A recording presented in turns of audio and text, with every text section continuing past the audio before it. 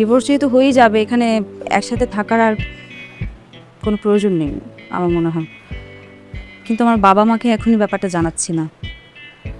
ডিভোর্সের ব্যাপারটা আমার বাবা এখনই কিভাবে, মানে উনি মেনে নিতে পারবেন না। যাও যাও। মা, আমি কিন্তু একেবারেই চলে যাচ্ছি।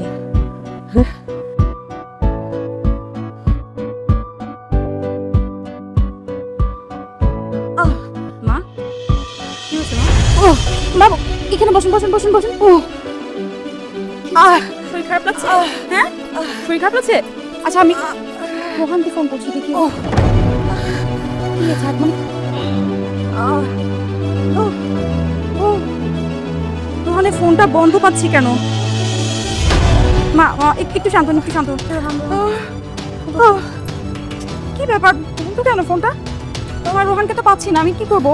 আচ্ছা, আমি আমি আমি আপনাকে হসপিটাল নিয়ে যাচ্ছি। হ্যাঁ, আমি সজীবকে বলছি এটা উবার করতে।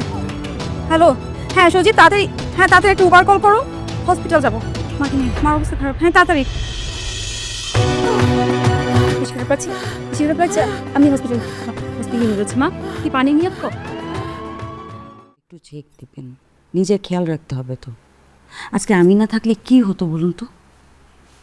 কি আর হতো, মরে যেতাম, মরে গেলেই বেঁচে যেতাম। মা, আপনার বেবি সব কিছু একদম কন্ট্রোল। আমরা কিন্তু এখন বাসায় যাব, আর মরতে হলে হসপিটালে না, হসপিটালে অনেক খরচ, বাসায় গিয়ে মরে। আমার সাথে ফাজলামো করছো? লুৎফা মল্লিক ফাজলামোর পাত্রী না। আমি আপনার সাথে ফাজলামো না করলে করবে কে বলুন?